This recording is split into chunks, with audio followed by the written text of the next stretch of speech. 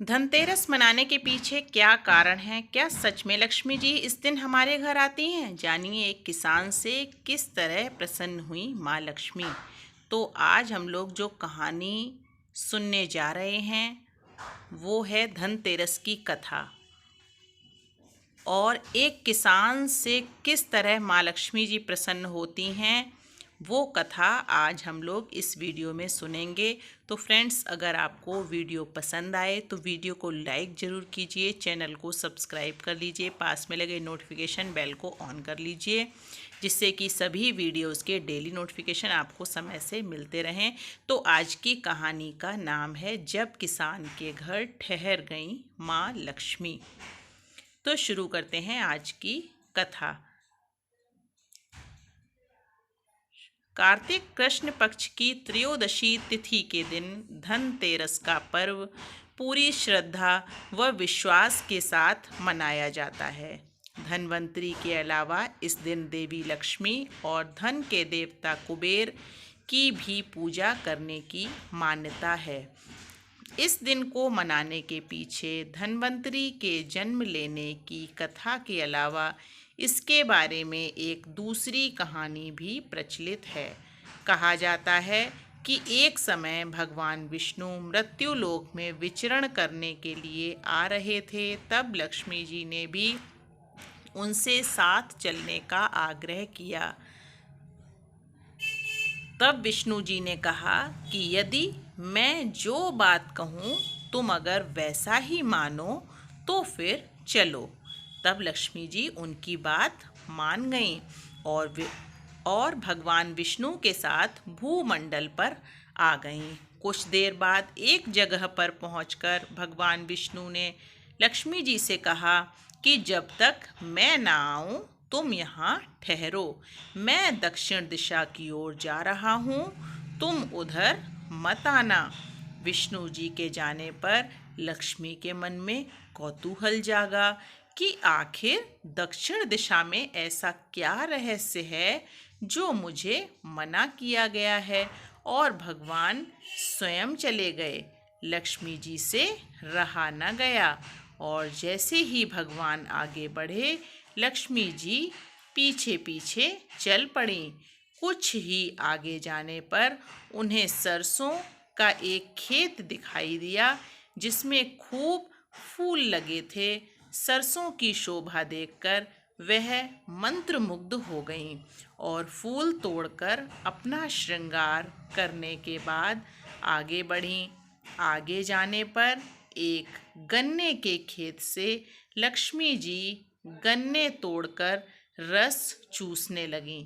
उसी क्षण विष्णु जी आए और यह देख लक्ष्मी पर नाराज होकर उन्हें शाप दे दिया कि मैंने तुम्हें इधर आने को मना किया था, पर तुम न मानी और किसान की चोरी का अपराध कर बैठी।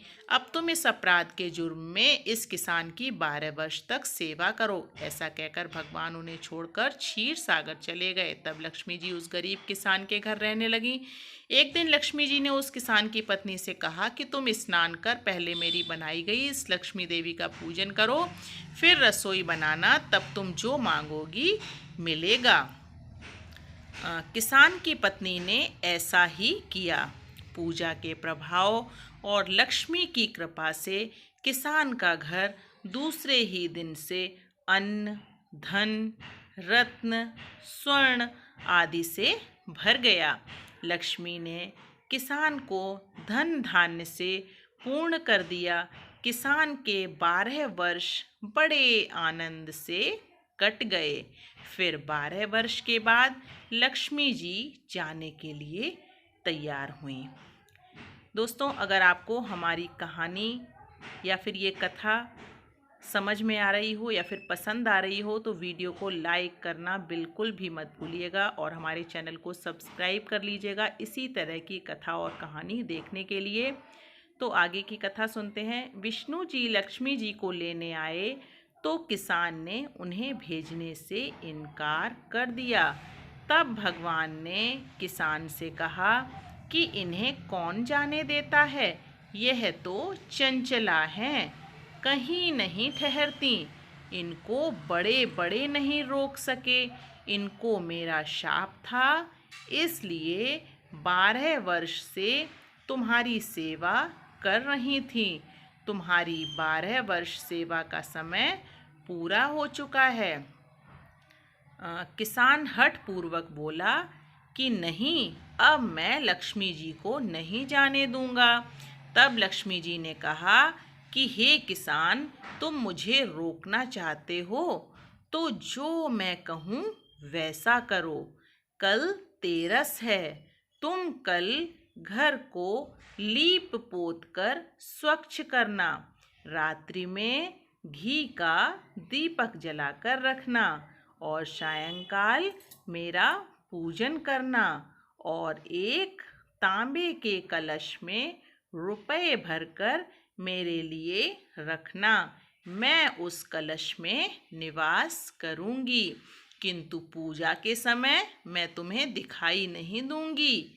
इस एक दिन की पूजा से वर्ष भर मैं तुम्हारे घर से नहीं जाऊंगी। यह कहकर वह दीपकों के प्रकाश के साथ 10 दिशाओं में फैल गई। अगले दिन किसान ने लक्ष्मी जी की कथनानुसार पूजन किया। उसका घर धन धान्य से पूर्ण हो गया। इसी वजह से हर वर्ष तेरस के दिन लक्ष्मी जी की पूजा होने लगी। तो फ्रेंड्स, ये थी धनतेरस की कहानी कि एक किसान पर किस तरह लक्ष्मी जी प्रसन्न हुई। अगर आपको पसंद आई हो तो वीडियो को लाइक करना बिल्कुल भी मत भूलिएगा और हमारी कथा सुनने के लिए आपका बहुत बहुत धन्यवाद, बहुत बहुत आभार। Thank you.